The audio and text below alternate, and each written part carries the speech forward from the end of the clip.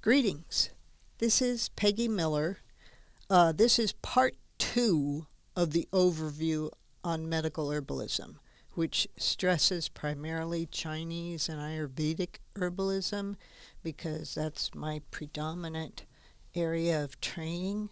As I said, I'm Peggy Miller. I'm with Highland Winds LLC.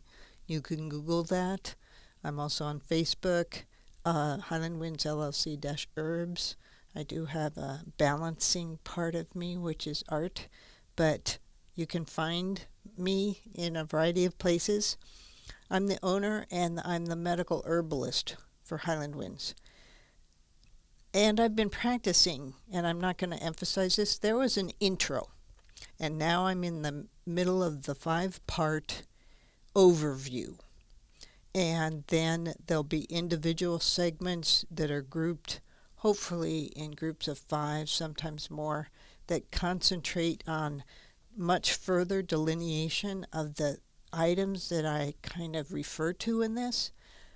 And if you are well trained in these areas or moderately trained, you might just want to refer to those. But in this overview, in part 1, I touched on yin and yang and the tridosha, which is the pitta kapha vata of the Ayurvedic medicine, yin and yang being the very basic building blocks of the theories in Chinese traditional herbalism. And I described these and moved into different ways to help you achieve balance, trying to remind people and continue. I'll keep using that word balance. Balance is achieved in many ways. Balance of the yin and yang or of the tridosha help your organs, your blood, your moisture, all remain, your energy, remain healthy, remain stable. And you can carry this into, and I haven't touched on this at all, a lot of this information is useful as you age. There are different ways to keep the blood more nourished, to keep the muscles, the ligaments, the bones, etc., in better health. And so this applies very much to continuing to promote your own health and the health of your family as you go through life. So it's something I care obviously a great deal about. I've been working with herbs for 30 years and worked in greenhouses and grow herbs, and so this is just an area I care deeply about. In this segment, I want to continue to talk about diet somewhat because diet is one of an important area in terms of maintaining the balance of yin and yang. In part 1, I talked about different herbs that help either maintain or grow yang or grow yin, yang being the heat, yin being the nourishing, cooling moisture. So I touched on diet. In this one, I want to continue that a little bit because what I touched on was the energy of certain foods. And I should have mentioned the book, The Herbs of Life, by Leslie Tierra, Tierra. She and her husband, Michael Tierra, both formed the East-West Herb School in Ben Lomond, California.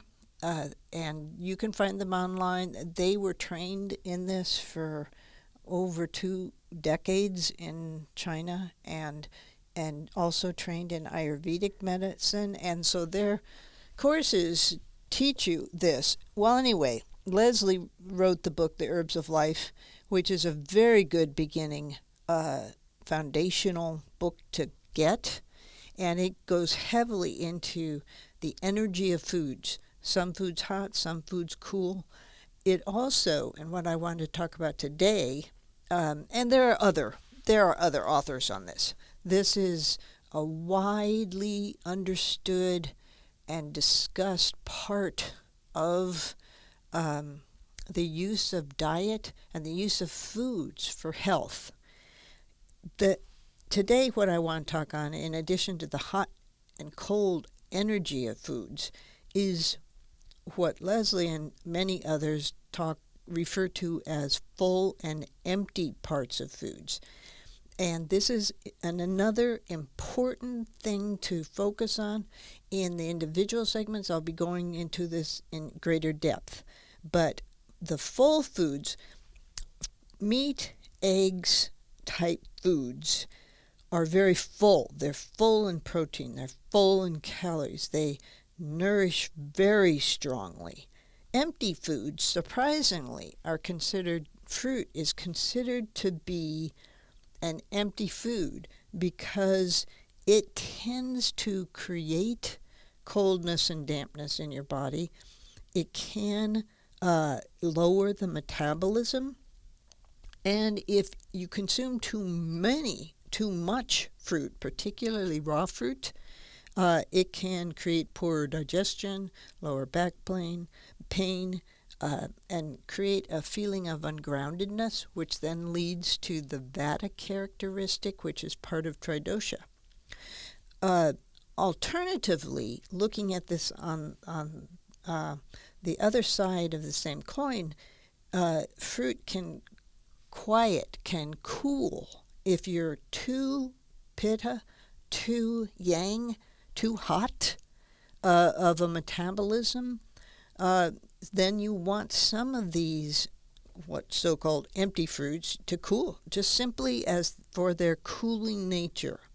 There are other veggies like mung beans, it's a legume actually, which is very cooling. And so that gets back to the hot and the cold and balance. But fruit alone is considered a fairly empty food. And meat and eggs, on the alternative, are considered a very full food. I say a lot. Sorry, it's just a habit. I'm not sure that I can get rid of it. With the reason full and empty is important is that it corresponds to balance once again. If you eat too many full foods, meat, eggs, it creates too much yang, too much heat, which can then lead to stagnation. And I'm trying to say too much in each sentence. I'll kind of calm down and relax here. I can hear it in my voice. Yang excess can be a real problem because it can, when you eat too much meat, or eggs,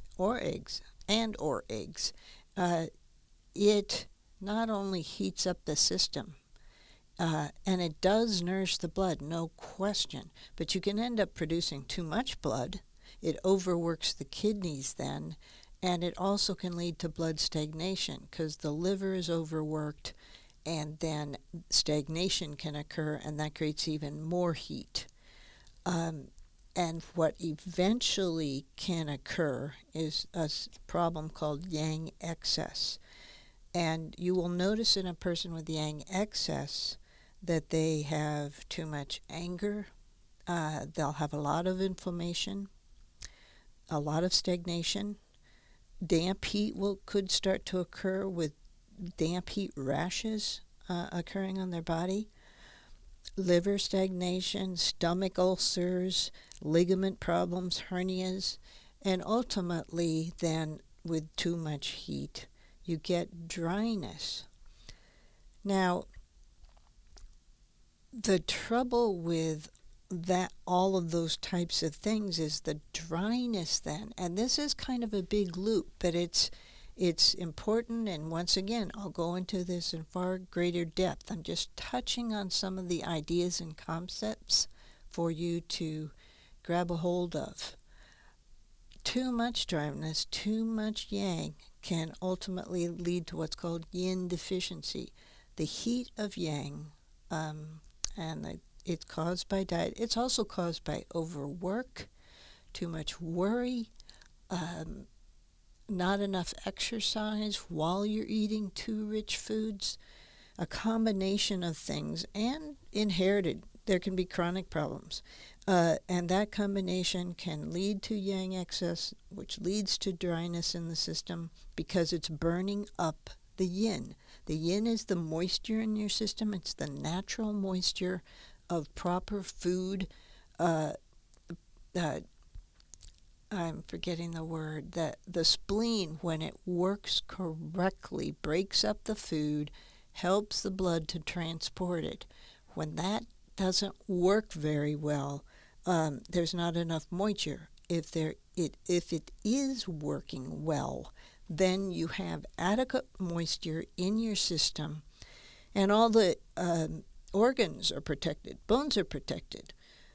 But if you have too much yang, too much heat, remembering the full diet versus the empty diet, then it starts to burn up this moisture, literally.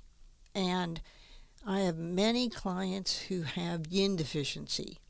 And what I notice in their general way of presenting is they have a yang side. A yang side is a strong, determined, sort of outward, and it's not a super quiet, nurturing, slow approach to their life. And they can have developed this mechanism as a child in order to handle the world around them. It's not a blame thing. It's just that when you are very yang, you tend to ultimately then result in dryness. Then you have yin deficiency.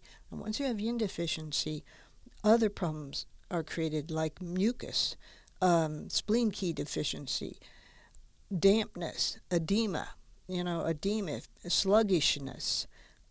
You start to get cold. So basically, the diet's important. And going back to the full and empty, what's encouraged in Chinese medical herbalism and in Ayurvedic in their own way is what's the calories that are more neutral. Keep some of the yang, keep meat, keep eggs. It's just moderated. Neutral is both warm and slightly cool. It's the grains, the legumes, beans, nuts, seeds.